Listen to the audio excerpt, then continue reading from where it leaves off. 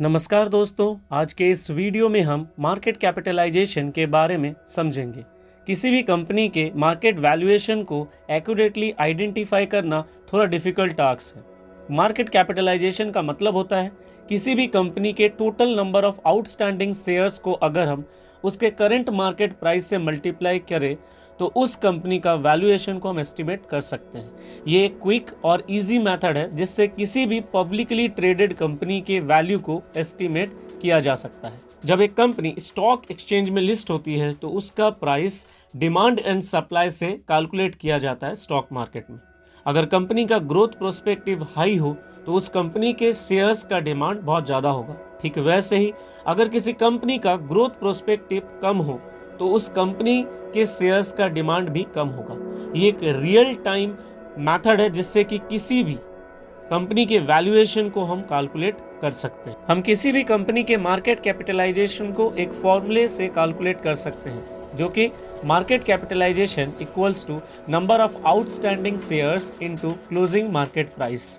एक एग्जांपल से समझते हैं। सपोज XYZ कंपनी जिसका 1 लाख आउटस्टैंडिंग शेयर्स है और उसका क्लोजिंग मार्केट प्राइस है 75 रुपीज़ पर शेयर, तो उस कंपनी का मार्केट कैपिटलाइजेशन होगा number of outstanding shares multiplied by closing market price, जो कि 1 लाख इंटू 75, तो ये 75 लैक्स हो जाएगा। मतलब उस कंपनी का टोटल वैल्यूएशन 75 लैक्स होगा। मार्केट कैपिटलाइजेशन एक यूजफुल टूल्स है जिससे ये डिसाइड किया जाता है कि कैसे अपने पोर्टफोलियो को डाइवर्सिफाई किया जाए।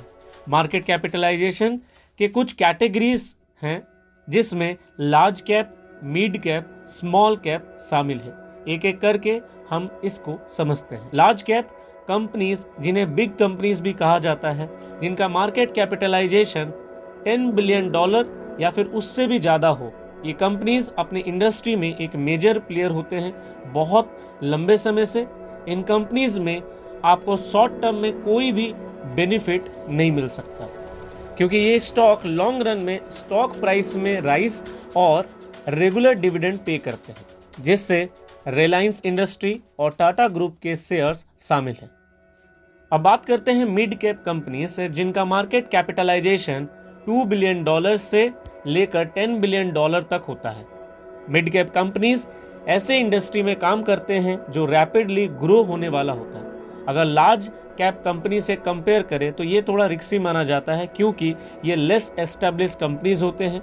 ये इसलिए अट्रैक्टिव होते हैं क्योंकि इनका ग्रोथ पोटेंशियल ज़्यादा होता है, जिसमें रिलैक्सो फुटवेयर जैसे शेयर्स शामिल हैं। अब स्मॉल कैप कंपनीज जिनका मार्केट कैपिटलाइजेशन $300 मिलियन से लेकर $2 बिलियन तक होता है। ये कंपनीज किसी स्मॉल सेगमेंट में काम करती है या फिर ये कह सकते हैं कि ये एक न्यू इंडस्ट्रीज में होते हैं। ये कंपनी थोड़ा ज़्यादा रिस्की इन्वेस्टमेंट माना जाता है क्योंकि इनके पास कम रिसोर्सेस होता है और किसी भी इकोनॉमिक इफेक्ट से ये बहुत सेंसिटिव रिएक्ट करते हैं। और स्मॉल कैप कंपनीज बहुत वोलेटाइल होते हैं मार्केट में, बट इन कंपनीज में ग्रोथ अपॉर्चुनिटीज बहुत ज़्यादा होता है अगर हम कंपेयर करें मिड कैप और लार्ज कैप से। एट लास्ट में मैं ये कहना चाहता हूँ कि मार्केट कैपिटलाइजेशन एक पावरफुल टूल है जिससे कि बहुत से इन्वेस्टर्स यूज़ करके अपने इन्वेस्टमेंट डिसीजन लेते हैं। तो आज के इस वीडियो में बस इतना ही। मिलते हैं हमारे अगले वीडियो में, तब तक के लिए धन्यवाद।